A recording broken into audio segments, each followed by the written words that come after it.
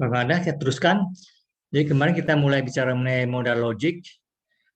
Jadi modal logic ini logic yang memungkinkan untuk bicara mengenai berbagai nuansa kebenaran atau modes of truth ini. Jadi modes ini adalah tingkatan kebenaran yang lebih cocok dengan kehidupan kita sehari-hari, di mana tidak hanya hitam putih, true or false, tapi bisa ada nuansa-nuansa kebenaran ini yang juga bisa berubah-ubah terhadap situasi, terhadap keadaan. Jadi, dan ini nanti melibatkan tidak bisa dihindari beberapa hal yang secara filosofis perlu diangkat, ya. Jadi bisa bicara mengenai necessary truth, sesuatu memang harus true adanya, atau memang keadaan memaksakan dia harus true. Sesuatu yang diketahui true, known to be true, yang belum tentu sebenarnya true, memang diketahui true, tapi bisa saja itu kayak hoax gitu ya, bisa salah, orang salah nangkapnya, bisa seperti itu. Atau ada sesuatu yang punya true tapi nggak diketahui, itu bisa jadi tidak true, tidak known to be true, tapi sebenarnya true, bisa terjadi seperti itu. Atau ini yang dipercaya to be true, believe to be true. Nah ini percaya itu bisa sangat relatif. Nanti kita lihat juga ini menjadi sesuatu hal yang dikaitkan dengan sistem AI yang saya hari ini menjadi berkaitan sama belief. Belief itu kan udah masa keyakinan, bisa saja seseorang yakin, yang lainnya tidak. Yakinnya karena dia memang mendapatkan informasi yang benar, atau bisa juga terjadi karena ditipu atau kena hoax, bisa saja dia percaya itu true tapi sebenarnya enggak. Atau sesuatu yang true in the future, jadi sekarang dia belum true tapi mungkin besok jadi true, saya seperti itu bergantung pada waktu. Itu nanti sebenarnya di time logic itu bisa bicara dengan ada parameter waktunya, ya bisa seperti itu. Jadi berbagai macam modes of truth ya ini yang kita akan bicara mengenai model logic, itu bicara mengenai mode of truth. Sebagai contoh di bawah ini yang lebih mudah dimengerti mungkin ya, kita tahu itu akar 3 dari 125 itu akar, menulisnya ini.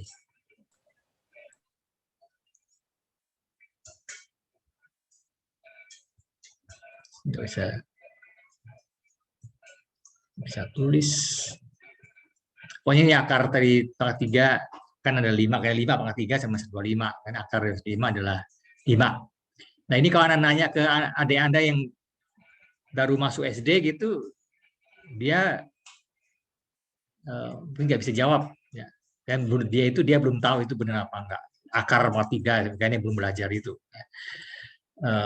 Tapi kalau kita yang sudah tamat SMA di perguruan tinggi, saya sudah tahu akar 3 dari 5 adalah 5. Jadi memang necessary true. Jadi memang sudah seharusnya true, dan juga sekarang true, besok juga masih true, ya. Seterusnya juga selalu true. Akar pangkat 3 dari 5 adalah 5. Ya. Jadi ini contoh motif. Tapi tidak segala hal seperti ini. Jadi fakta bahwa akar pangkat 3 dari 5 dan 5 ini bisa saja tidak diketahui oleh tadi itu adik Anda yang baru masuk SD, mungkin belum tahu. Atau orang karena dia salah ingat, akar dari 105 ini bukan 5, dia salah ingat atau salah apa? Salah belajar dulu ya, ditanya situ jawabnya salah. Jadi ini bisa terjadi seperti itu. Sesuatu yang true atau tidak itu bisa lalu bergantung banyak pada faktor, jadi relatif. Nah ini yang akan kita handle di modal logic. Berarti nanti di model logik ini ada operator yang baru yang kita belum kenal di logika klasik. Kalau klasik kan cuma ada not and or, ada imply ya, panah itu seperti itu yang kita tahu, yang nilainya itu tidak berubah. Ya. Nah, sekarang kita sudah bicara mengenai sesuatu yang harusnya true, sesuatu yang diketahui true, sesuatu yang sekarang nggak true, besoknya true, yang berbeda waktu. Nah, ini sudah memerlukan ada operator baru yang perlu untuk bisa mengekspresikan berbagai mode of truth tadi. Ya. Jadi model logik kita kali ini akan memperkenalkan operator baru. Ya.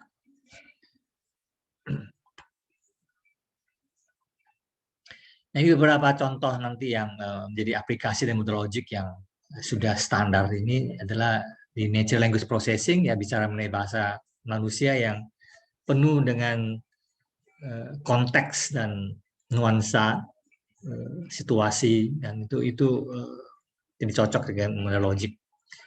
Memang sih dulunya model logik itu muncul memang dikaitan dengan bahasa manusia, natural language, bagaimana ya berkaitan dengan proses pikirnya manusia.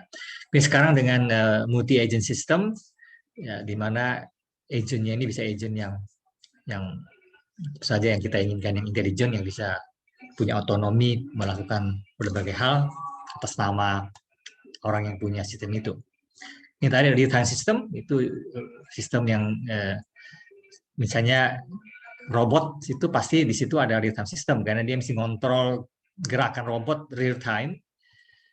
Kalau robotnya geraknya lambat atau terlambat, dia bisa saja tersandung, jatuh, atau memberikan respon yang telat atau kecepatan, ya itu bisa tidak benar, harus pada waktu yang tepat. Kemudian sekarang dengan internet yang bergerak ke arah semantic web ini, yang jadi tidak hanya berisi data tanpa meaning, tapi data yang mengandung semantik yang perlu disesuaikan dengan keperluan dan kondisi, ya, seperti itu. Dan berbagai hal yang nanti kita lihat untuk keperluan big data sekarang dengan kaitkan dengan AI, itu semua di belakangnya sebenarnya adalah model logik. Oke, ya masih ingat belajar logik, belajar ada komponen penting, yaitu pertama sintaksnya. Jadi karena logik itu sebenarnya semacam bahasa, jadi kita perlu lihat ada sintaksnya seperti apa, kemudian nanti semantiknya apa. Nah, ini seperti saya katakan tadi, model logik ini memerlukan operator tambahan dibandingkan dengan operator yang ada di logika klasik, logika proposisional. Jadi saya kira akan lihat tambahan dua operator baru, yang kotak sama diamond, yang box segi 4 sama yang bentuknya diamond. Nanti ini dua operator ini ya akan menangkap mode of truth tadi. Kemudian biasa ada atom, satu atomic formula, yaitu proposisi yang kita pakai notasi P, Q, R, dan seterusnya. Yang nggak cukup ya pakai subscript P1, P2, P3, Q1, Q2, Q3, R1, dan seterusnya, ya. Jadi pokoknya himpunan dari forma-forma atomik, ya, yang masing-masing bisa kita tahu true atau false. Tapi sekarang dia nanti ada tambahan ketergantungan pada dunia mana kita ngomong. Ini Anda mungkin masih ingat atau belum, nggak tahu, saya nggak tahu. Anda belajar di teori bahasa otomata mungkin udah kenal notasi ini di waktu bicara context free grammar. Ini notasi namanya BNF, Backus-Naur form. Ini sebenarnya notasi yang rekursif, ya. Jadi suatu formula V itu bisa didefinisikan sebagai berikut. Tanda ini tanda bottom ini sebagai tanda false, kemudian yang top ini adalah true. Kemudian ini P, ini satu nilai formula atomik. Nah, kalau V adalah suatu formula yang form, maka negasi V ini, jadi secara rekursif nih, negasi V atau V di N-kan dengan V. Jadi ini ada, ingat V masing-masing ini secara rekursif. Sebentar saya kalau pakai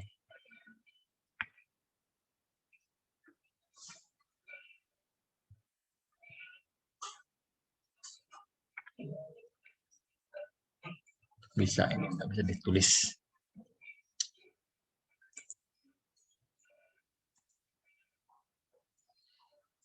Ya, saya tadi Anda mengerti ya, ini ya notasi seperti konteks Brammer begitu. Jadi secara rekursif, ya artinya kalau suatu formula V bisa lalu dikasih operator baru di depan atau di tengah. Jadi yang infix ini ya V and V, V or V, ya, atau pakai panah. Nah yang baru ini yang dua belakang ini. Jadi kalau V itu suatu formula, maka box V juga suatu formula. Kemudian diamond V juga suatu formula. Ini ada dua yang baru ini. Oke.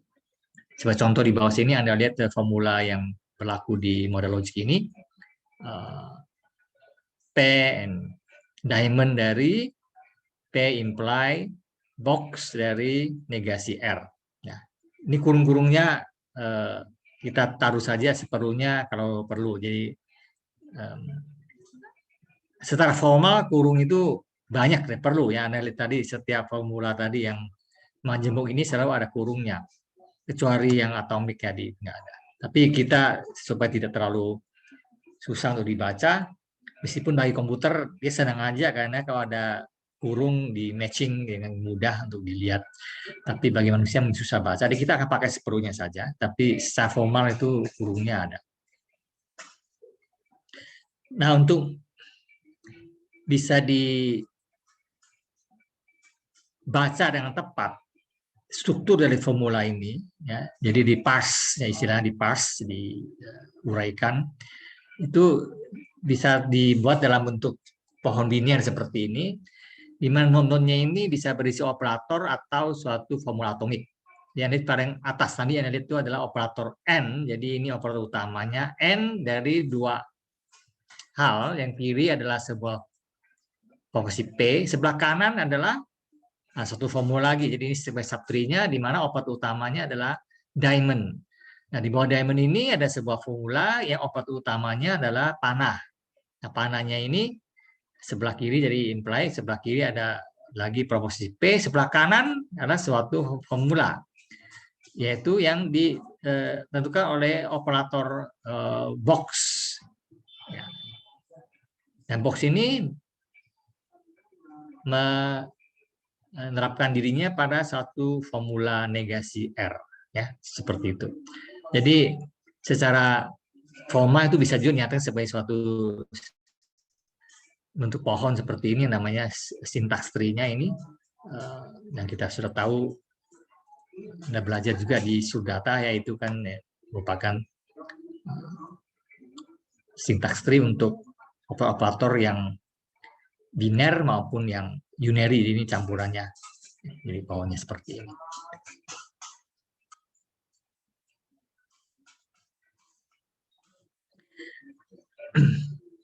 Nah, seperti waktu kita belajar kemarin di logika klasik itu bicara mengenai validitas. Jadi logika pada umumnya kan bicara mengenai apakah suatu formula atau suatu ekspresi itu valid apa tidak. Ya. Nanti kita lihat nanti di sini di model logik kita akan bicara mengenai validitas ini terhadap suatu dunia tertentu. Ya, karena bisa aja beberapa dunia yang eksis secara paralel, bisa satu hal itu benar satu dunia, tidak benar di dunia yang lainnya. Ya. Dunia sini secara umum sebenarnya berarti situasi ya. Jadi artinya satu situasi ini dia true, di suatu sisi lain bisa nggak true, misalnya seperti itu. Jadi validitasnya sekarang ini akan kita lihat agak sedikit berkembang nanti, sedikit lebih rumit daripada yang kita bicarakan di logika klasik. Bicara mengenai validitas juga biasanya nanti bicara mengenai semantik, ya, meaning. Ya. Jadi formula mana yang valid? Maksudnya kemarin valid itu bicara mengenai suatu formula itu true, apapun nilai kita kasih ke variabelnya. Ya. Kalau Anda misalnya ada P imply P, terus saja apapun P dia akan selalu true.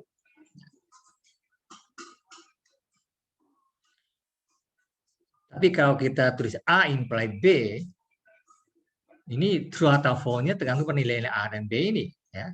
Jadi itu tidak lagi valid. Ya, tapi kalau yang valid itu berarti yang formula tersebut selalu true, apapun nilai dari variabel. Bisa saja ada asumsi, ada premis, ya, kita bisa bicara mengenai value. Jadi metode untuk menentukan validitas dari suatu formula well form itu tadi yang mengikuti aturan grammar ya. Jadi yang sintaksnya benar. Jadi model WFF adalah WFF yang berlaku di modal logik ya, bisa model WFF. Itu idenya seperti ini. Jadi cara kita menentukan dia valid atau tidak itu berdasarkan beberapa ide dasar berikut. Karena tadi model logik itu udah mulai bicara mengenai kebenaran yang bergantung pada dunia atau situasi yang jadi di dunia satu dia true, di dunia lain bisa tidak true. Jadi untuk menentukan true value dari suatu proposisi yang non modal itu yang klasik yang tidak bergantung pada mode of truth tadi, itu kita tahu berarti kita melihat keadaan apa adanya yang dianggapnya ya keadaannya yang aktual, yang ada di dunia yang kita tahu saja, tidak bicara mengenai dunia-dunia lain. Jadi misalnya kalau menentukan true value dari suatu proposisi yang bentuknya ini kan box P, nah ini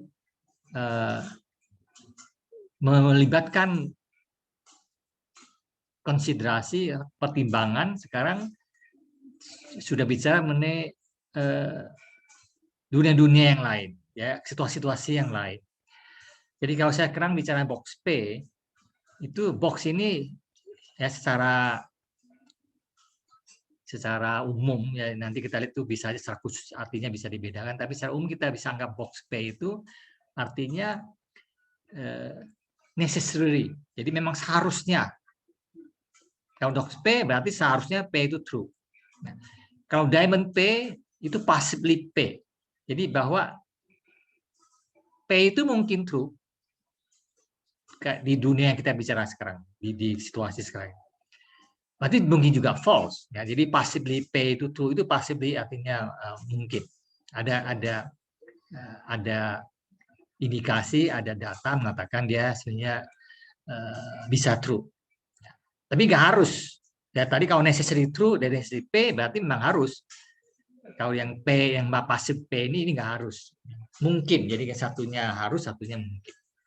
Jadi kalau ngomong seperti ini berarti kalau kita bicara mungkin ya berarti ada berbagai situasi yang perlu dilihat. Ya. Jadi melibatkan pertimbangan how things might have been. Jadi sudah bicara mengenai seandainya begini, seandainya begitu ya.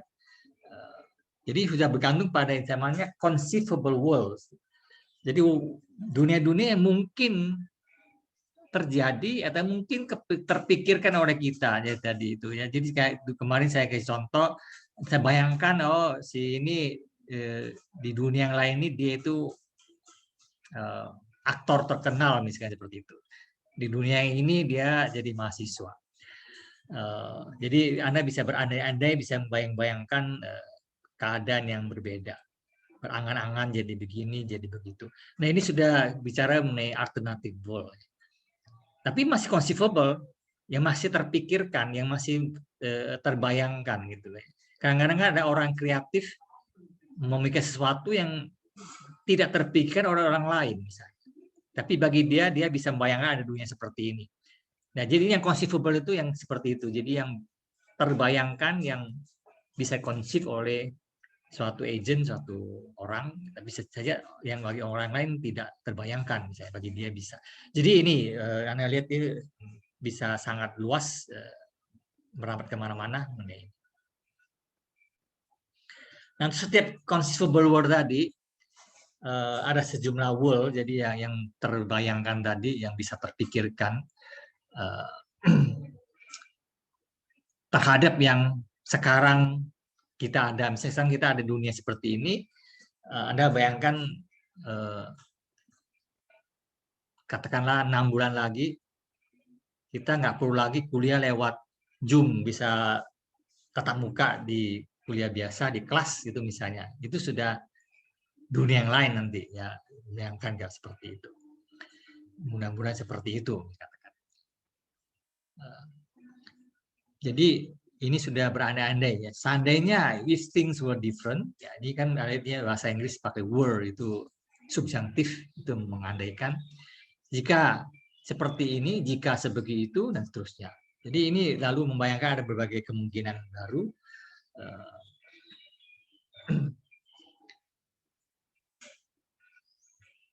Kemudian dengan adanya kemungkinan untuk menggunakan berbagai dunia berbeda ini, adanya different conceivable world ini, nah ini nanti akan memberikan kita suatu wadah, suatu kerangka untuk bisa tadi bicara modal logik, ya bisa lalu secara formal nanti kita bisa menyatakan suatu formula di modal logik ini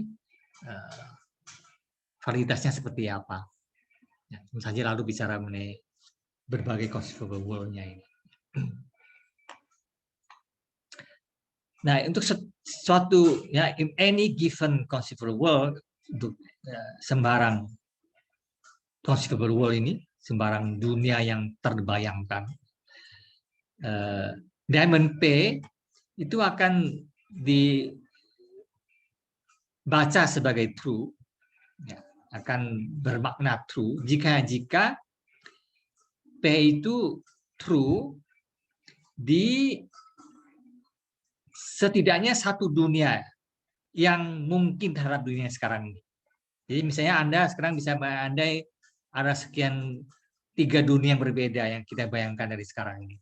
Maka kalau si P ini, diamond P itu bicara bahwa P-nya true di paling tidak satu di antara dunia. Bisa saja semuanya dia true, tapi bisa true di salah satu dunia ini, maka diamond P ini true. Jadi dia mungkin terjadi karena di salah satu dunia yang terbayangkan ini dia true. Kalau dunia apapun tidak mungkin true, ya dia tidak true. Ya, tapi kalau ada satu saja bisa terbayangkan dia di true, maka diamond P itu true. Nah, kalau box P itu akan dibaca sebagai true jika P itu true di setiap dunia yang terbayangkan tadi. Jadi kalau harus true itu berarti memang dunia apapun dia harus true. Semua. Itu yang box P. Kalau diamond P hanya di salah satu saja. Kalau box P harus di semua dunia yang conceivable tadi. Ini adalah spesifikasi dari diamond P sama box P yang kita nanti inginkan untuk memperluas kemampuan kita untuk mengekspresikan berbagai nuansa true tadi, berbagai modal logiknya ini yang bisa menangkap berbagai situasi. Nanti kita lihat antara box sama diamond ini sebenarnya juga tidak benar-benar satu sama lain bebas, tapi justru ada hubungannya. Dari diamond saya bisa ubah ke box, mau dari box saya bisa ubah. Dan sebenarnya kita lihatnya di logika klasik kan not and or, ada panah apa sekali itu kan sebenarnya satu sama lain juga bisa ada hubungannya, minimumnya cuma yang mana gitu. Jadi sebenarnya salah satunya cukup, kan and saja dengan or, dengan and, dengan not, atau jadi kita kenal misalnya ada NAND gate atau NOR gate misalnya. Itu kan NOR itu kombinasi negasi dengan OR, atau NAND itu kombinasi dari negasi dengan AND. Itu sudah cukup untuk menangkap semua logik yang ada, jadi dengan dua minimal seperti itu. Jadi ada sama teman untuk convenience-nya kita sediakan banyak. Dan juga ini box sama diamond sebenarnya satu saja cukup, tapi untuk convenience-nya kita bikin dua. Nah, kita lihat satu sama lain ini ada hubungannya. Oke, jadi ini supaya memudahkan kita nanti untuk mengerti berbagai rumus model logik ini dan maknanya apa, validitasnya apa, itu akan kita pakai semacam ini game ya, model logic game ya, semacam permainan yang nanti memudahkan kita untuk membantu kita untuk memahami inilah. Ini kan sebenarnya konsep matematik nih awalnya si model logic ini. Tetapi supaya kita bisa memahaminya dalam intuisi kita sehari-hari, itu bisa sangat membantu untuk melihat setting up-nya ini sebagai suatu game. Ya. Karena nanti sistemnya ini memang akan jauh lebih rumit daripada yang logika biasa. Jadi untuk membantu kita memahami itu, kita akan mulai dengan game seperti ini. Jadi setting up-nya nanti akan kita mainkan gamenya supaya Anda bisa paham dengan lebih baik untuk memahami tadi yang ada konflik berluar itu seperti apa. Oke, gamenya begini, setting up-nya. Ada sejumlah players, ya ini kan main game kan ada pemainnya ini. Jadi ada sejumlah pemain untuk game kita ini. Minimum 1 orang, jadi berbagi dari at least one. Jadi pemainnya boleh beberapa, paling sedikit 1 orang itu saja, 1 pemain, boleh banyak. Kemudian pemain-pemain ini dibayangkan duduk ya, di suatu posisi tertentu ya, in a certain way ya.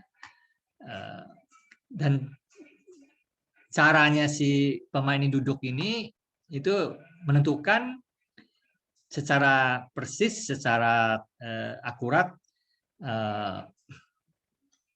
siapa boleh lihat siapa ya. Jadi each player is able to see during the course of the game. Jadi selama permainan game ini, player mana yang bisa melihat player mana. Ya. Nanti bisa terjadi ada player yang sama sekali tidak melihat siapapun. Jadi artinya mata ditutup. Ya, ada juga player yang bisa melihat semua. Ya. Jadi itu. Jadi sitting situation-nya ini, cara kita menentukan player ini menentukan siapa bisa lihat siapa. Ya, jadi pemain ini kan ya dianggap kita main ini ada pemain-pemainnya, pemain mana yang bisa lihat siapa. Ya. Nah, apa artinya satu pemain bisa melihat pemain lain? Ya. Jadi being able to see someone means ya, bisa take notes. Jadi Anda bisa melihat orang itu dia ngapain. Jadi Anda bisa bikin catatan. Oh si orang ini nanti dia responnya apa dalam permainan. Nanti permainan game ini memerlukan si player ini bereaksi, menjawab suatu pertanyaan, dia harus menjawab. Jadi kan permainan ya, jadi bereaksi. Nah ini pemain yang melihat pemain lain itu dia bisa melihat si A, misalnya si A bisa melihat B, maka si A ini bisa mencatat apa yang di respons oleh B. Kalau ada pemain lain yang nggak terlihat oleh si A, pemain tersebut nggak bisa dicatat reaksinya oleh si A. Ya, kalau A nggak bisa lihat, kalau A bisa lihat B, maka dia bisa mencatat apa yang dilakukan oleh si B, apa reaksinya.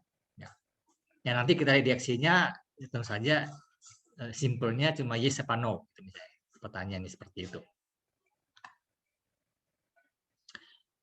Itu tidak ada restriction whatsoever, tidak ada apapun pada seeing arrangement tadi. Ya, jadi bahwa siapa boleh siapa sebenarnya bebas, nanti boleh ditentukan, artinya tidak ada batasan, tapi bisa ditentukan di game ini siapa bisa lihat apa, itu bebas menentukannya. Ya. Misalnya ini, we may decide that no one is able to see anyone at all. Jadi bisa saja ada satu pemain yang tidak bisa melihat siapapun. Jadi anggap saja dia ditutup matanya, nggak bisa melihat siapapun. Bahkan sampai tidak bisa lihat diri sendiri. Ya, jadi dia bisa aja sama dia. Terusnya kalau dia matanya ditutup ya, dia nggak bisa lihat diri sendiri ya, matanya tutup. Atau juga ada pemain yang bisa melihat siapapun, ya, semua orang bisa dilihat.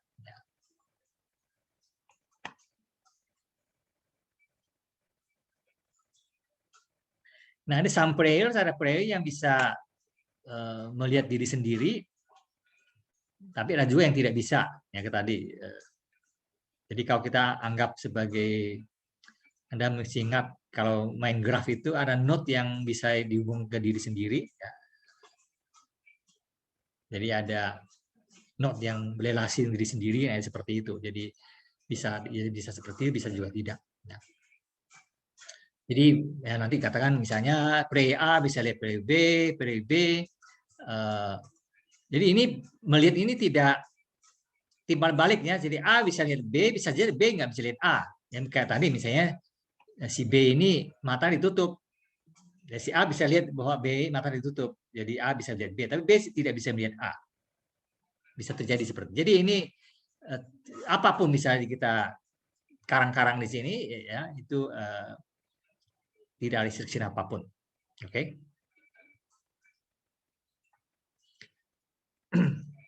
Nah, sebelum, jadi tadi mengenai play-nya sudah jelas ya, itu aturan seperti itu. Sekarang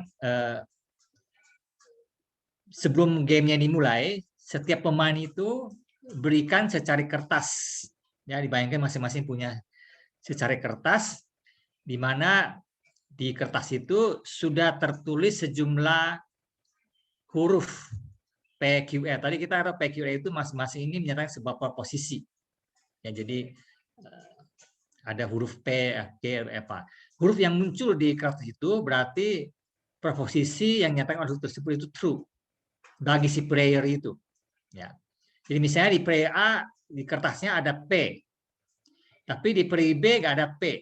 Berarti kalau di A di si player A ini P itu true, kalau di B P-nya tidak true. Ya, seperti itu.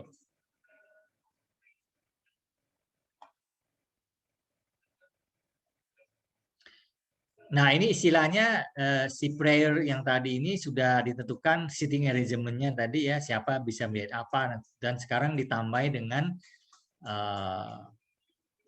ininya apa, masing-masing punya secara kertas ya yang berisi alfabet, ya, berisi proposisi sebenarnya, ada atomic formula. Itu kita sebut sebagai suatu sitting arrangement. Sitting jadi pengaturan duduknya ini. Kemudian sitting arrangement ini bersama-sama dengan kertas tadi itu namanya suatu setting. Jadi bersama dengan sheet-nya tadi, masing-masing player punya satu kertas. Nah, kertas tadi itu nanti juga bisa digunakan untuk mencatat ya yang lain, dan dia bisa mengikuti perkembangan game ini. Nah, gamenya ini nanti jalannya seperti berikut. Jadi ada satu komando ini yang memanggil, jadi artinya memanggil, mengumumkan, membuat pengumuman ke semua player, di whole set of players. Ini cara prosesnya itu adalah dengan mengumumkan WFF. Jadi sambil disebutkan WFF dari model logic yang satu, yang kita mau tentukan di sini sebenarnya adalah permainan untuk menentukan validitas dari formula sebenarnya. Tapi ini yang saya ini games ini akan di call misalnya P, itu kan baru P. Kemudian nanti box P atau nanti calling P imply Q. Ya, jadi satu-satu formulanya akan di call, ya, akan disebutkan seperti ini. Nanti masing-masing player akan bereaksi terhadap panggilan seperti itu.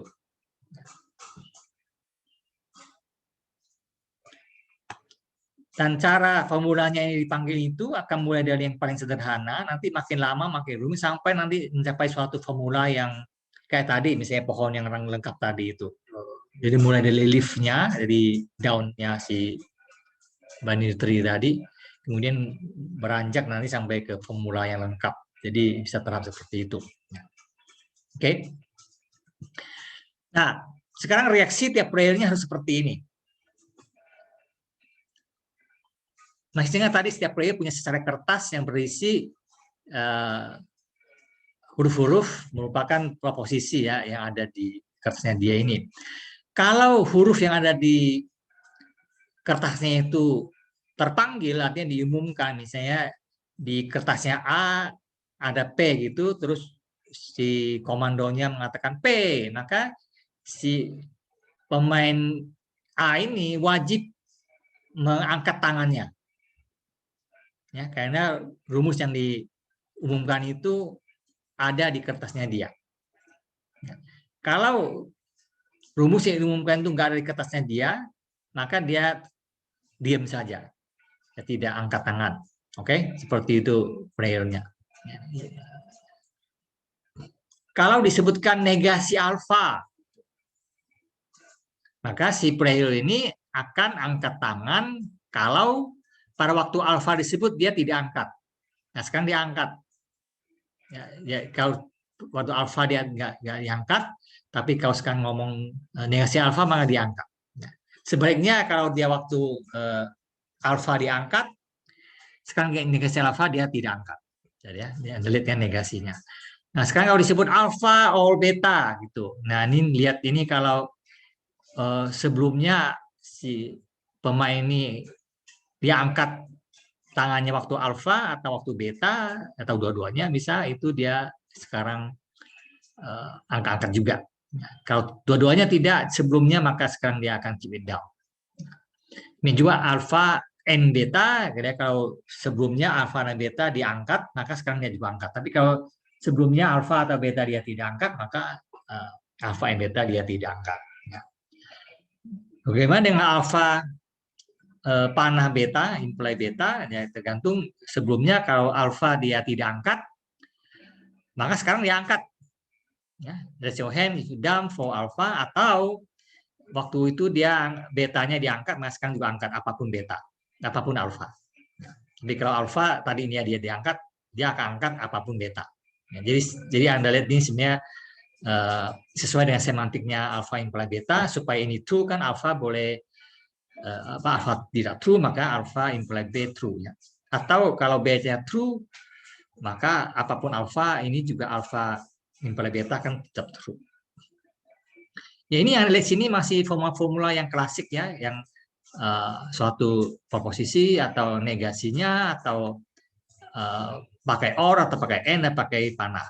Sama 5 ini masih yang klasik.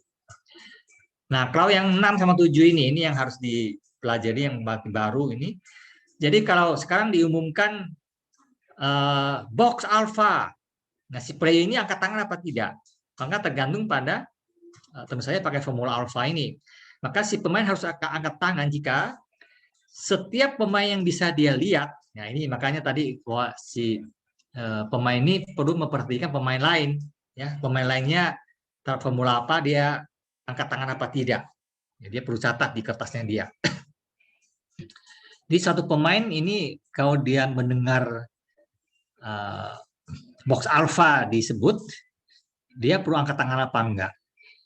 Dia angkat tangan jika setiap player yang bisa dia lihat itu mengangkat tangan pada waktu alpha itu dipanggil.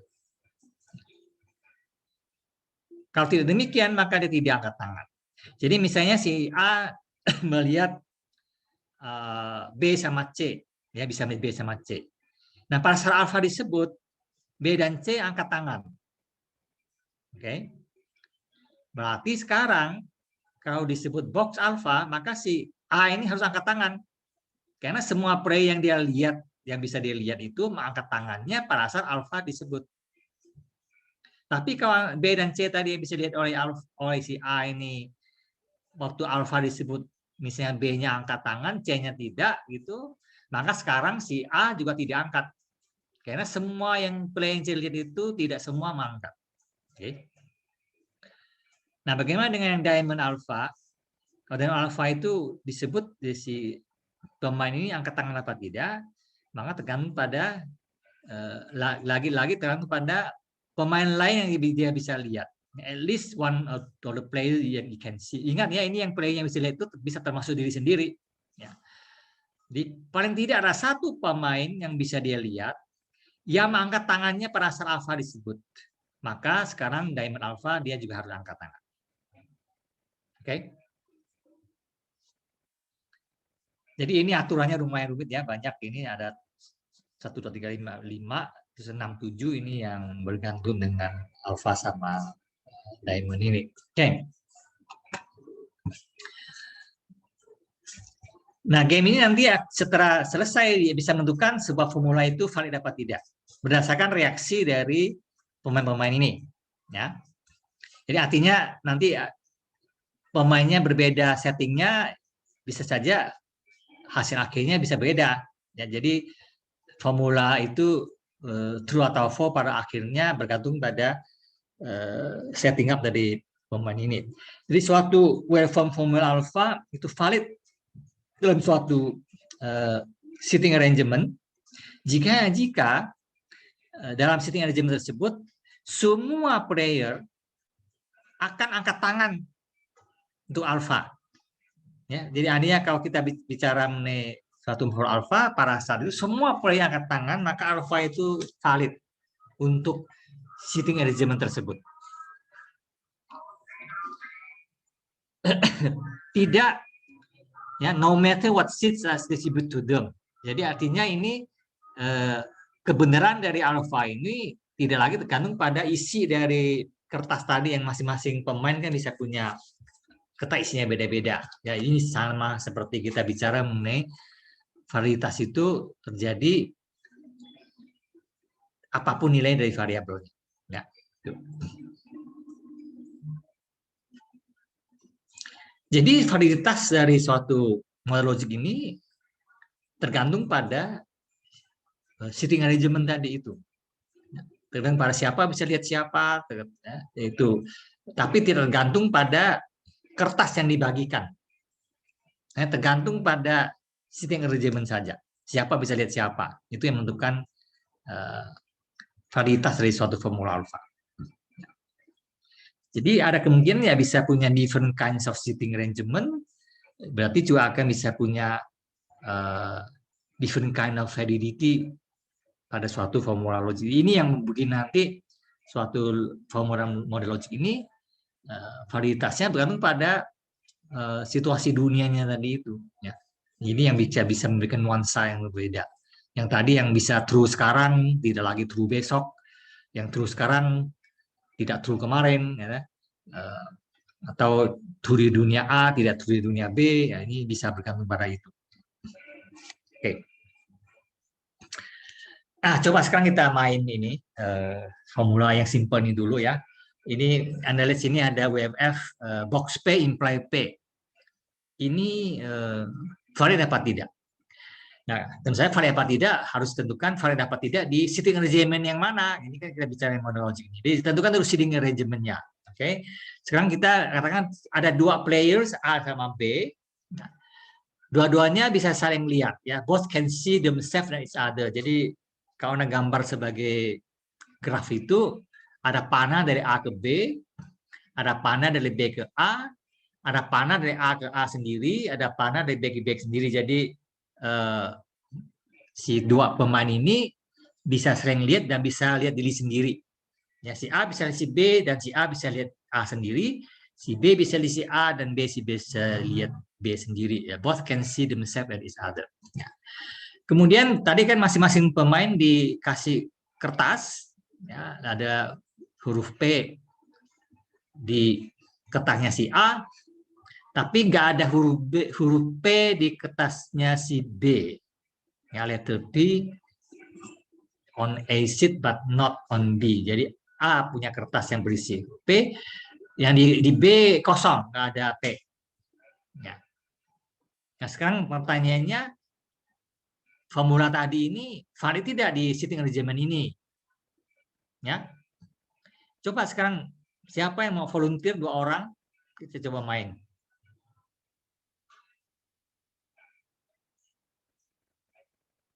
Ya, dicatat ya, ini pemainnya ada box P imply P. Nanti saya akan jadi komandonya, saya akan mengumumkan rumus dan pemainnya harus mereaksi.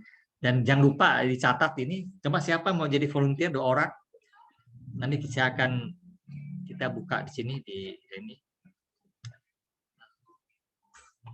Zoom-nya bisa lihat semua ini pemainnya. Nanti 2 orang yang jadi pemain ini tolong buka kameranya, semua orang bisa lihat. Ayo, siapa yang mau jadi volunteer ini?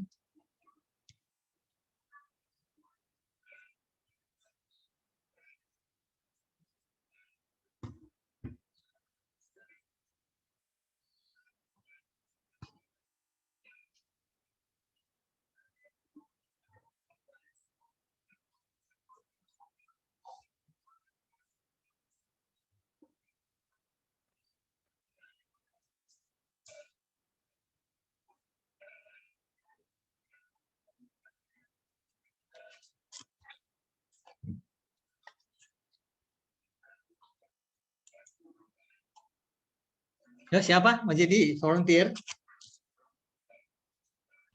Saya volunteer deh, Pak. Yusuf? Iya, Pak. Yusuf Harahap. Oke, satu lagi siapa?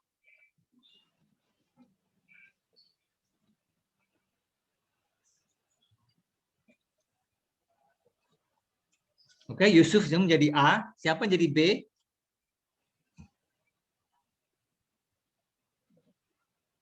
Bapak, saya boleh, Pak? Oke, Naufal yang menjadi B. Iya, Pak. Naufal Iya, Pak. Pratama. Oke, ya. Oke, semua kita lihat bersama ini jadi Yusuf jadi A. B-nya Naufal. Nah, masing-masing ada siapa yang kertas ya. Tadi kan si A ini, si Yusuf ini di kertas kamu ada P ya. Dan di kertasnya Ya, Naufal nggak ada P. Oke. Nah, sekarang Naufal bisa lihat Yusuf. Yusuf bisa lihat Naufal. Bisa lihat diri sendiri. Ya, tadi kan ya masing-masing bisa lihat diri sendiri, bisa lihat sama ini, bisa lihat diri sendiri. Oke. Saya akan mulai ya. Jadi gamenya ini sudah sitting arrangement-nya sudah selesai sittingnya. Sekarang kita akan mulai. Saya akan mengumumkan formula apa yang kita. Jadi saya akan mulai panggil P. Oke. Nah, jadi P, Yusuf angkat tangan, Naufalnya tidak. Nah, Naufal jangan lupa mencatat bahwa Yusuf angkat tangan pada saat P-nya diumumkan. Ya. Jadi oke.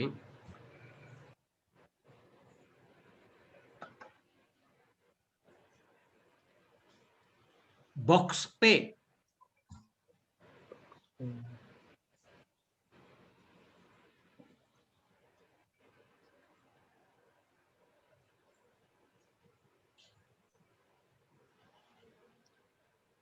Box P angkat tangan enggak? Enggak. Jadi tadi box P gimana? Diangkat tangan kalau semua pemain yang Anda bisa lihat angkat tangan pada saat P-nya disebut gitu kan. Nah, Nova kamu nggak ngangkat kenapa? Karena saya nggak angkat juga, Pak, di waktu nyebut P. Waktu disebut, waktu Bapak Ya, karena P, saya bisa lihat saya nggak angkat tangan. ya, karena kamu bisa melihat diri kamu sendiri dan kamu lihat sendiri kamu tidak angkat. Meskipun kamu lihat tadi si Yusuf yang angkat. Ya. Jadi kamu tidak angkat, betul ya. Sedangkan Yusuf kamu tidak angkat kenapa? Karena Naufal nggak ngangkat tangan. Ya kan, Naufal nggak ngangkat karena bisa lihat. Tapi kamu melihat di sini kamu ngangkat ya. Jadi tidak semua ini ngangkat. Jadi seperti itu.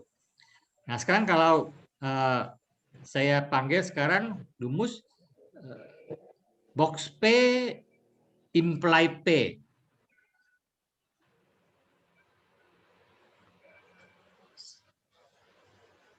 Ya, dua-duanya angkat sekarang kan. Nah, lihat. Karena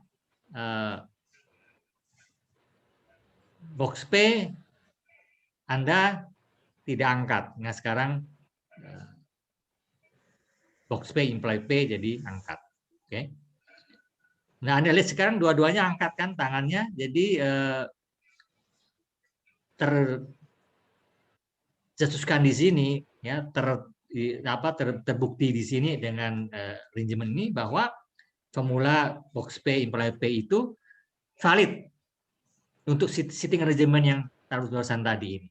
Ya. Tidak peduli apapun isi dari kertas di, ya sebenarnya. Karena bisa nanti coba Anda pindahkan kertasnya P-nya dari Yusuf ke Nova, nanti hasilnya akan sama juga. Jadi ini hanya bergantung pada sitting arrangement saja bahwa siapa bisa lihat siapa dan seterusnya. Jadi ini contohnya bahwa gamenya ini menunjukkan bahwa Aman dan M. Yusuf atas partisipasinya di sini. Jadi Anda bisa melihat bahwa game tadi itu beraksi seperti ini. Ada pertanyaan kah?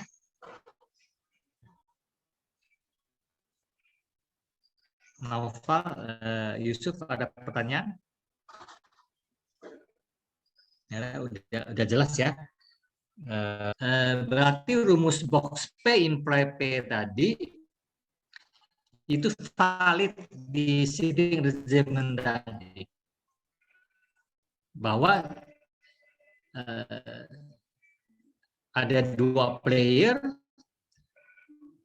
bisa saling lihat dan bisa lihat diri sendiri.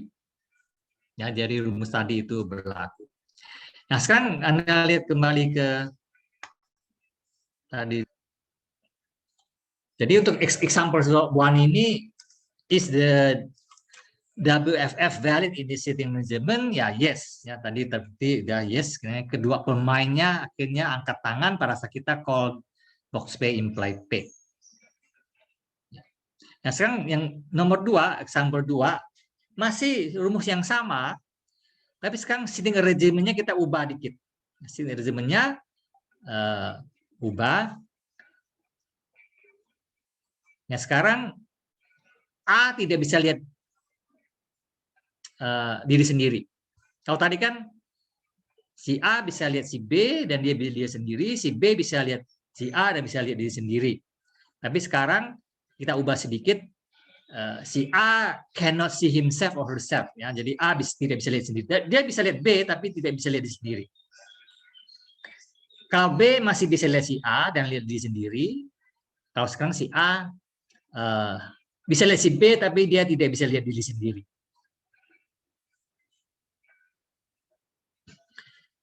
Nah, huruf yang tadi di kertasnya, tadi kan huruf di kertasnya si A ada P, kertasnya si di A ada P, di B-nya enggak. Sekarang ini kita ubah sedikit. Sekarang di B ada huruf P, tapi di A tidak ada huruf P-nya. Jadi si A kertasnya nggak ada P. Sekarang di B ada kertasnya P. Nah, sekarang pertanyaannya, apakah rumus box P imply P tadi ini valid di sitting regime yang baru ini? Coba sekarang kita masih punya waktu 2 orang lagi ini volunteer, coba kita lakukan lagi ini. Siapa?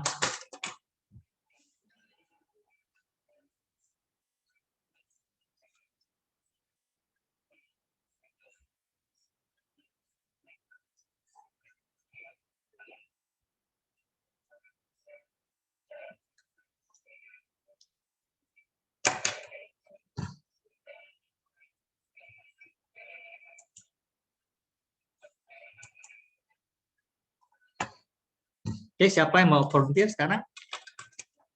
Kita lihat lagi. Ini kita ubah sitting arrangement-nya. Ayo, siapa nih yang mau jadi volunteer?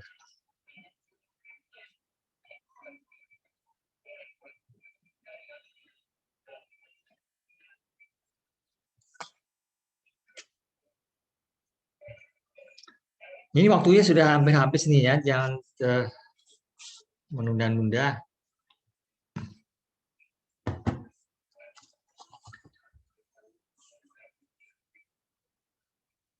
Jangan malu-malu, ini nggak akan menyakitkan kok.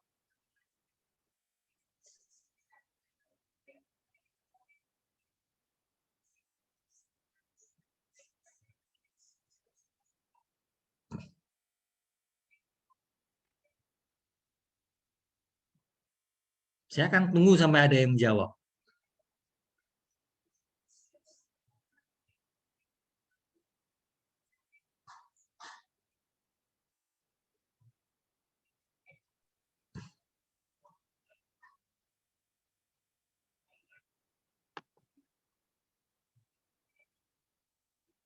Boleh Pak saya? Kalau dari sekian puluh orang masih nggak ada yang mau bersedia?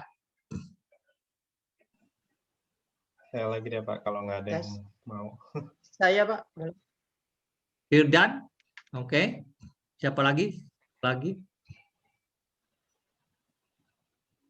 Saya lagi deh Pak. Oh, Yusuf sudah, tadi kan udah, yang lain aja, yang belum. Oh iya. Ya. Udah. Sudah, terima kasih yang mulia. Satu lagi, ini Firdan sama siapa ini? Satu lagi.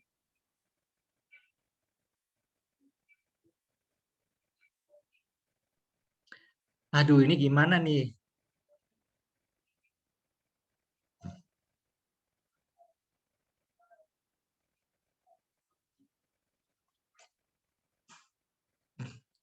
Oke, itu Firdan, cari teman. Kamu yang nunjuk siapa?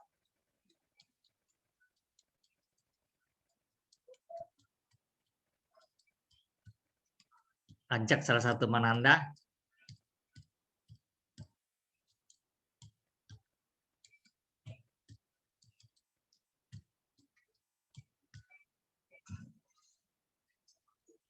Ini kalian kan udah lama nggak saling ketemu. Ini masa nggak kangen sih? Nggak mau ngobrol, nggak mau ini? Supaya bisa ada interaksi seperti ini. Saya pilih Saul Semua aja, masih Pak. bersembunyi. Siapa? Saul. Saul. Saul ini sudah dipanggil sama Firdan. Ya, boleh, Pak. Oke, Saul, oke.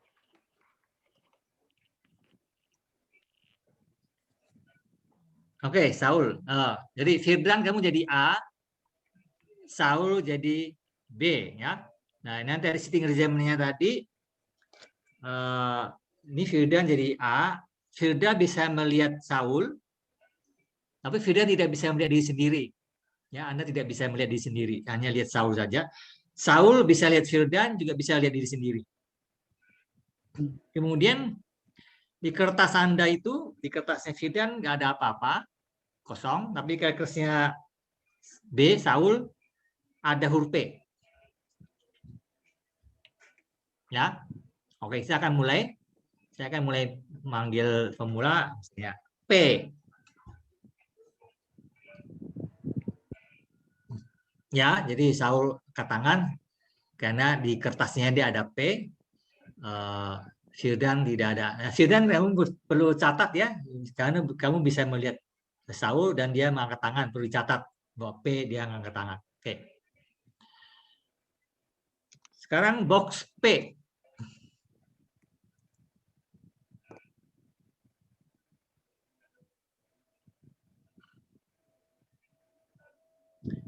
Nah, box P,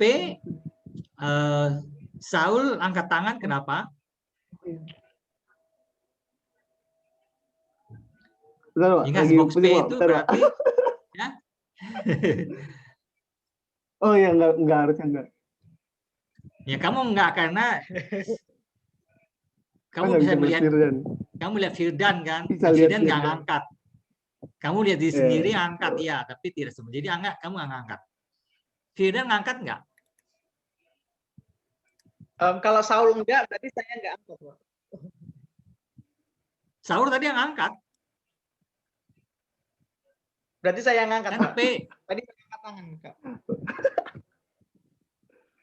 Pada waktu P itu kan Firdan, Saul ngangkat kan? Pada waktu P. Iya. Saya ulangi P. Kan Firdan Saul ngangkat, Firdannya enggak. Kayaknya kertasnya kamu nggak punya kan? Nggak ada P-nya. Oke? Jadi waktu P, Saul angkat. Firdannya enggak. Sekarang saya calling box P. Oh, berarti Nah, saya tadi angkat, Pak. Saul. Soalnya tadi Saul angkat. Nah, kamu angkat nggak? Nah, sekarang saya tanya kenapa kamu ngangkat, Firdan? Soalnya saya kan bisa lihat Saul, Pak. Jadi siapa yang bisa Anda lihat? Saul doang. Saya kan nggak bisa lihat Saul diri doang. sendiri. Dan Saul ngangkat kan. Jadi kamu ngangkat. Karena Iya. kamu diri sendiri kan nggak kamu lihat. Jadi kamu mesti kamu ngangkat Iya. ya. Karena semua yang bisa Anda lihat, yaitu Saul, cuma Saul, itu angkat. Ya. Jadi sekarang berarti kalau saya bilang box P, Firdan langsung angkat. Ya. Firdan angkat. Ya. Iya, Pak. Saulnya enggak. Perlu dicatat ya, itu masih ya, teman Anda siapa angkat siapa enggak pada box P. Nah, sekarang kita panggil box P implied P.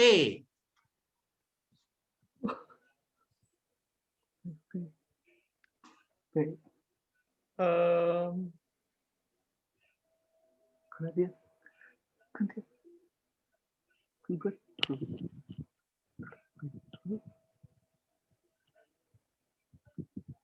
gue nggak bisa ngeliat. Ya Saul angkat kan karena P-nya kamu waktu itu kan P-nya kamu angkat.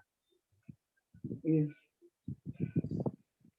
Karena P-nya angkat, kamu box P-nya enggak, berarti kamu angkat sekarang. Betul, Saul angkat. Sekarang Firdan angkat enggak?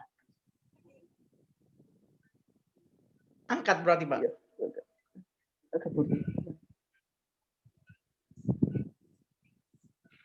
Sebelumnya Sebelumnya saya tadi angkat pas di box P.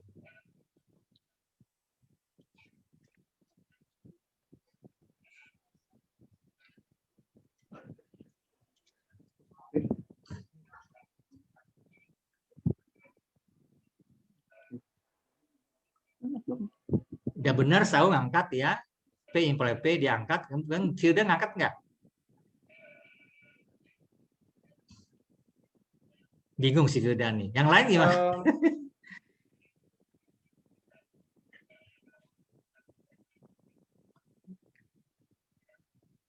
Jadi sebelumnya ini box P kamu angkat nggak, Firdan? Box P angkat, Pak. Ya angkat. P kamu angkat nggak? Angkat. P kamu angkat. Oh, kalau P enggak. Nah ya jadi sekarang box P imply P angkat nggak? Angkat berarti, Pak. Enggak, kamu lihat di aturannya A imply B tadi. Oh iya. Kalau A imply B itu angkat kalau kamu tidak angkat pada saat A, ya. Tapi kalau kamu angkat A dan B-nya yang kamu nggak angkat, jadi kamu nggak ngangkat. Jadi seharusnya sekarang kamu tidak angkat. Box P imply P kamu tidak angkat karena kamu angkat pada saat box P, tapi pada saat P kamu tidak angkat. Oh iya, Pak. Betul nggak? Iya. Sudah. Ya. Jadi sekarang berarti pada saat saya sebut box P imply P itu Saul ngangkat, Firdan tidak. Jadi kesimpulannya rumus box P imply P itu tidak valid. Ya, tidak semua player angkat. Ya, tidak valid pada sitting arrangement yang sekarang ini. Di mana si A itu bisa lihat si B tapi tidak bisa lihat diri sendiri. Si B bisa lihat si A dan bisa lihat diri sendiri. Ya, jadi di sitting arrangement yang kedua ini formulanya tidak valid. Box P imply P tidak valid. Tadi yang sama siapa? Yang Yusuf sama Naufal tadi itu valid. Sekarang tidak valid. Ya, sitting arrangement-nya berbeda. Tidak valid. Ini model logik itu seperti itu. Jadi suatu formula itu bisa valid di suatu. Jadi kalau anggap tadi dunianya ini berbeda ya. Dunia di mana si A sama B bisa saya lihat, sekarang berbeda sedikit. Si A tidak bisa lihat sendiri, sudah berubah dunianya dan formulanya tidak valid lagi. Ya. Jadi inilah model logik. Jadi dia bisa berubah validitasnya kalau settingnya itu berubah. Jadi keadaan situasi dunia yang tadi yang conceivable itu berubah, maka rumusnya bisa jadi tidak valid. Oke, semua yang lain paham? Jadi untuk contoh yang dua ini, jadi jawabannya tidak valid.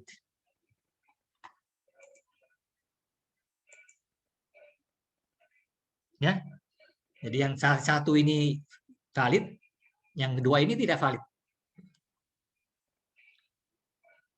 Apakah ada pertanyaan yang jelas semua? Ini formula yang sama ya, box P imply P sekarang ini ya. Menentukan boxnya tadi ini ya.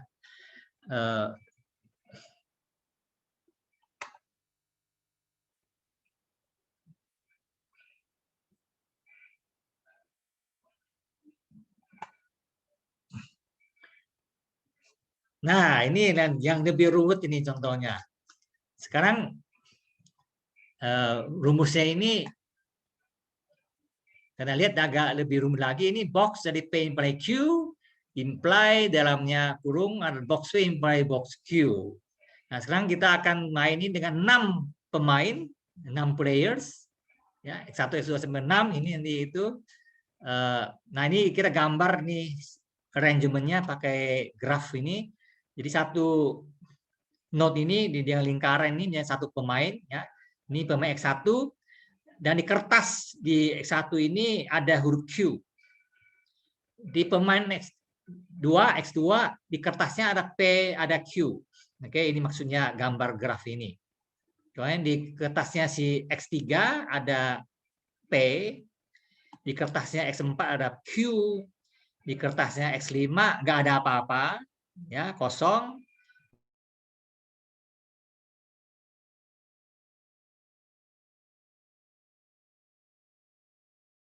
Si X1 bisa lihat si X2, enggak.